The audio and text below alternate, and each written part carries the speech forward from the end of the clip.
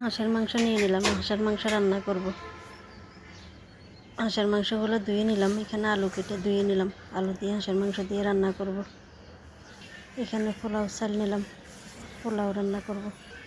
হাঁসের মাংস রান্নার জন্য এখানে কিছু মশলা নিয়ে নিলাম। এখন এগুলো ব্লেন্ড করে নিব। আসসালামু আলাইকুম, সবাই কেমন আছেন? আলহামদুলিল্লাহ আমরা ভালো আছি। আজকে আবার নতুন একটা ভিডিও নিয়ে আসলাম। মাংসগুলো নিয়ে নিলাম, পাতিলে দিয়ে দিলাম হলুদের গুঁড়ো। এখন একটু ভালোভাবে মিক্স করে নেব যাতে কালারটা সুন্দর হয়। মিক্স করা হয়ে গেছে। এখন এক এক করে মশলাগুলো দিয়ে দেবো। একটু মরিচের গুঁড়োটা দিলাম বেশ খানিকটাই। একটু ঝাল ঝাল করে রান্না করব। হাঁসের মাংস রান্না ঝাল না হইলে মজা লাগে না।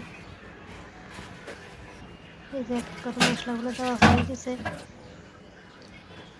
এখন হাতে মেখে নিব, ভালোভাবে মেখে নিব। এভাবে হাতে মেখে রান্না করলে মাংসটা রান্না খেতে অনেক মজা লাগে। এই যে মাখা হয়ে গেছে, হাত ধুয়ে একটু পানি দিয়ে দিলাম। এখন চুলা বসিয়ে দিব,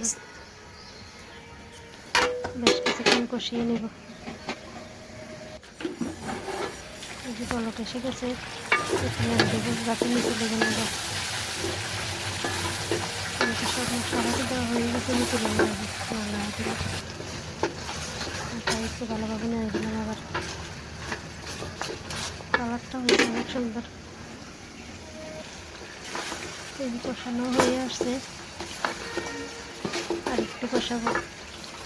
এখন দিয়ে দিলাম কয়টা গোটা রসুন আর গোটা মরিচ। এগুলো দিয়ে এখন মিক্স করে এখন আবার বেশ কিছুক্ষণ জাল করবো। রসুন আগে দিয়ে দিলাম যাতে রসুনগুলো মাংসের সাথে সিদ্ধ হয়ে যায়। এই মাংস কষানো হয়ে গেছে। এখন ওই বাটা মশলাটা দিয়ে দিলাম। মশলা দিয়ে এখন মিক্স করে নেব। আবার বেশ কিছুক্ষণ কষিয়ে নেব যাতে মশলার গন্ধটা চলে যায়। এই মশলাটা দিলে মাংস খেতে অনেক মজা লাগে। মাংস কষানো হয়ে গেছে, একদম কালো কালো হয়ে গেছে। এখন কষানো জন্য একটু পানি দিয়ে দিলাম অল্প করে। পানি দিয়ে একটু মিক্স করে নিলাম, জাল করে নেব কিছুক্ষণ। এই যে কষানো হয়ে আসছে, দিয়ে দিলাম আলুগুলো। আলু দিয়ে একটু মিক্স করে এখন আবার বেশ কিছুক্ষণ কষিয়ে নেব। মাংস আলু একসাথে কষানো হয়ে গেছে। জলের জন্য পানি দিয়ে দিব, বেশি পানি দেবেন অল্পই দিব। যেহেতু বেশ কিছুক্ষণ কষিয়ে নিলাম, এখন পোলাওটা রান্না বসিয়ে দেবো। তার জন্য কড়াই বসিয়ে তেল দিয়ে দিলাম। তেল গরম হয়ে গেছে, দিয়ে দিলাম পেঁয়াজ কুচি, দারচিনি, তেজপাতা, দিয়ে দিলাম চালগুলো একটু ভেজে নিলাম ভালোভাবে। ভাজা হয়ে গেছে।